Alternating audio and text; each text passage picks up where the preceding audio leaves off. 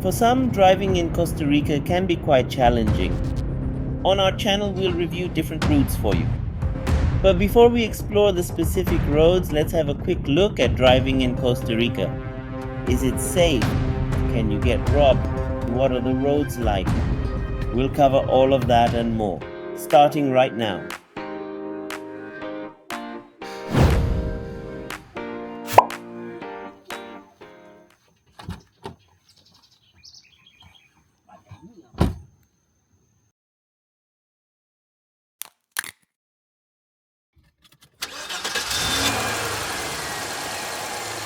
Let's go! Driving in a new country can be an adventure or a challenge depending on your background. My wife, originally from flat Buenos Aires, where roads are long and straightforward, felt nervous when we first arrived in Costa Rica. The altitude changes, curves, and unpredictable roads were intimidating. I'm also from Argentina, but a region called Cordoba, where mountainous roads are the norm, so I felt right at home driving here from the beginning.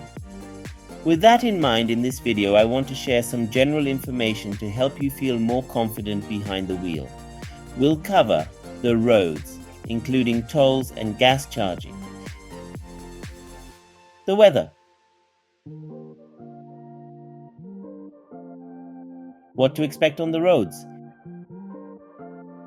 Safety and some extra tips.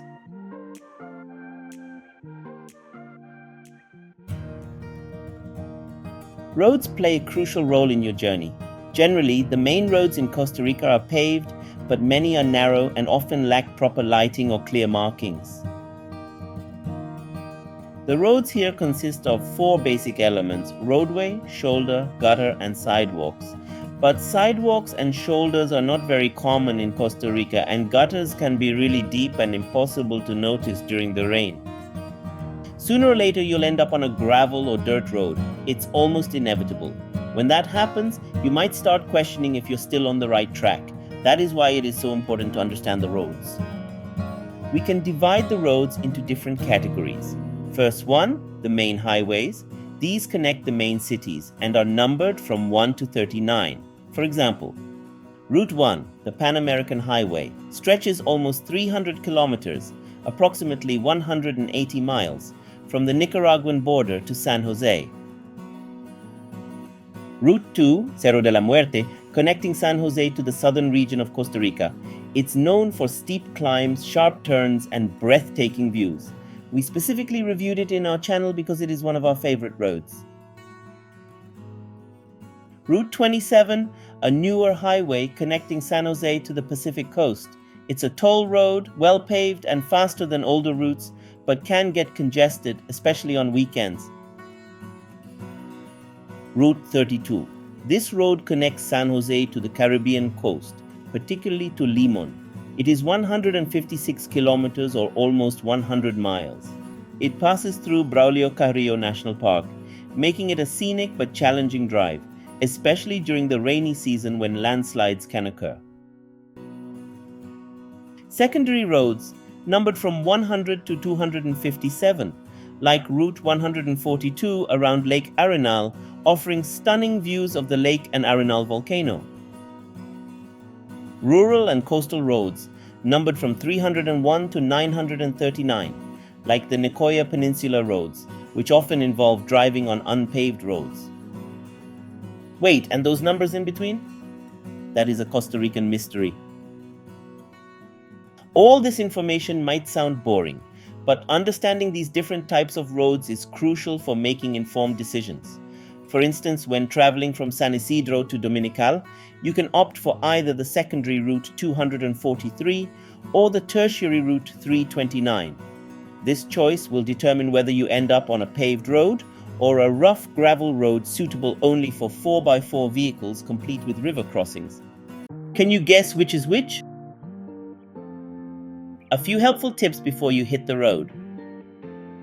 I highly recommend using Waze instead of Google Maps to navigate Costa Rica. It can save you a lot of headaches. Gas stations are not always easy to find, so make sure to fill up your tank in advance. In Costa Rica, someone will pump your gas for you, and at the end, you can pay with cash or a credit card. Just be sure they're filling your tank with the correct fuel. Mistakes happen, which is why you'll sometimes see them place a sign on your car indicating whether they're using regular gasoline or diesel. Pay attention to the difference. When approaching a toll, you'll find specific lanes, one for those with the electronic payment device called Quick Pass, another for cash, one for credit cards, sometimes a lane that accepts multiple payment methods. Weather plays a significant role in driving conditions here. Costa Rica has a rainy and a dry season. Driving during the mornings, especially during the rainy season, is a good idea. You can avoid the added challenges of rain or fog, which often appear in the afternoons. In low-lying areas near the beach, heavy rainfall can lead to landslides that block roads, sometimes for hours. This is why it's best to plan long drives for between 5 a.m. and noon. Most roads don't have alternate routes, so if a branch falls on the road due to rain, you're stuck until it's cleared. Always carry water and snacks. You never know when you might face unexpected delays. What to expect? Here is what you can expect to find on the roads. Of course, cars, trucks and buses. But here, you'll also encounter cyclists and pedestrians, as there are no sidewalks, so they share the road. And just to add to the excitement, you might also come across tractors or heavy machinery. In case of an accident, you can't move the vehicles until the police arrive, which can cause significant delays. And remember, there usually aren't alternative routes. On Sunday mornings, the roads are often filled with cyclists, so be prepared for that. Narrow bridges can also pop up unexpectedly, so stay alert. As if that wasn't enough, animals crossing the roads are pretty common here. So stay alert and keep an eye out for any wildlife trying to make its way across.